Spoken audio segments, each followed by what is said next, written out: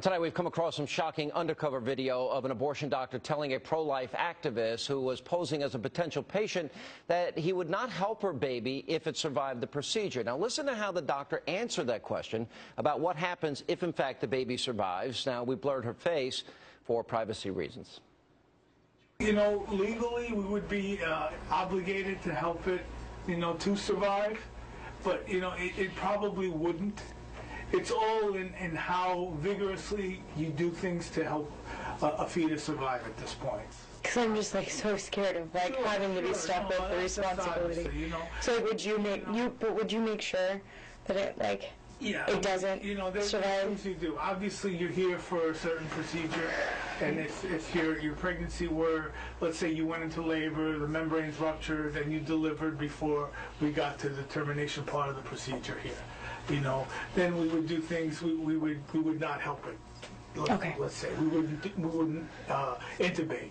Okay. Okay. So you would make sure it wouldn't survive. We wouldn't do any extra. It's like to help it. Yeah, it would be a person that would be a terminal person in the hospital. Let's say that had cancer.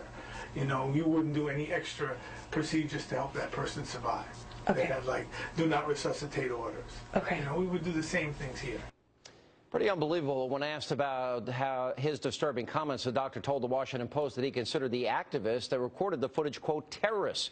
Here with reaction, Democratic strategist Julie Roginsky, Fox News contributor Jedediah Bila, basically saying he would murder that child.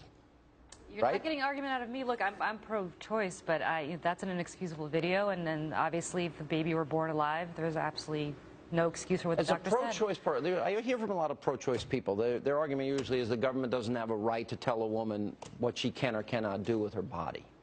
Right, but that's a baby. Do you agree with that, though? I do, but that's a baby that's already alive, so that's very different. If you agree the government should not have the right to tell a woman what she can and cannot do with her body, which you say you agree with, right? Well, what I would basically say is not the government has the right. I think it's between a doctor and the patient. Okay, so here's my question. So 1 week before a woman is due to give birth, the government doesn't have a right to tell a woman what she can and cannot do with her body. If you want to have an abortion debate, look, here's the bottom. No, because we got the Gosnell trial, we got the live video, the LIVA video, we've got this instance. I'm asking you a question.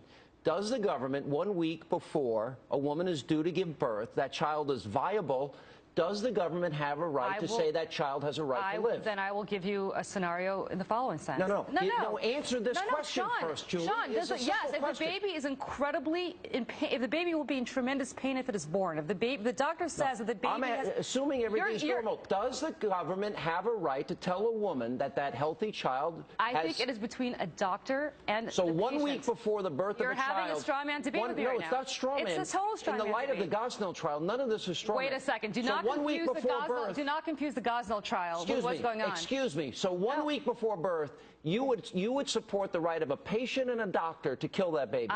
Listen, Sean. That is cold. Do not confuse. That is callous. No. That is murder. That's infanticide. You're putting words in my mouth. Do not confuse the Gosnell trial and what happened with Dr. Gosnell, who's an abhorrent human being. 1 week before a due date, you give them the right. The answer is that these are babies and they're entitled to constitutional protections. These are living, at times breathing. Maybe they need a little bit of assistance because they're premature when they come out. But these are babies. These are living things. So you can't. What's really interesting to me in all of these videos is that they treat these babies like objects, like something that's no more alive than this piece of paper I'm holding or this pen.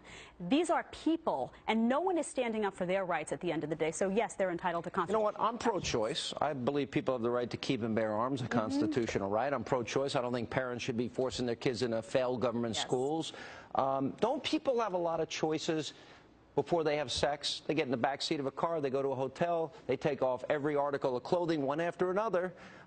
They have sex and then they choose not to use birth control. A lot of choices leading up. Or how about a child who chooses not to get raped by her father and nevertheless... Rape and incest, separate issue. Oh, no, it is a separate issue? Absolutely. Because to me, if you're pro-life and you think the person is alive, if you think the baby rape and incest, because a woman that was raped didn't have the choice. I'm saying women that choose to have sex and not use birth control made a lot of choices. If you believe that baby's alive at conception, then why would you say that baby has the right to be aborted? No, if I'm it's saying, a product of rape and incest? I make an then you're not allowance really because of a nuanced position. That's not nuanced. You think it's a life. You think it's a life, Sean. Choice. The only people who don't have a choice in this equation are these babies. They are defenseless. They're completely defenseless. What do you say in the case of rape and incest? I make exceptions in the case of rape and incest personally, and in the case of the life of the mother, that's my personal view.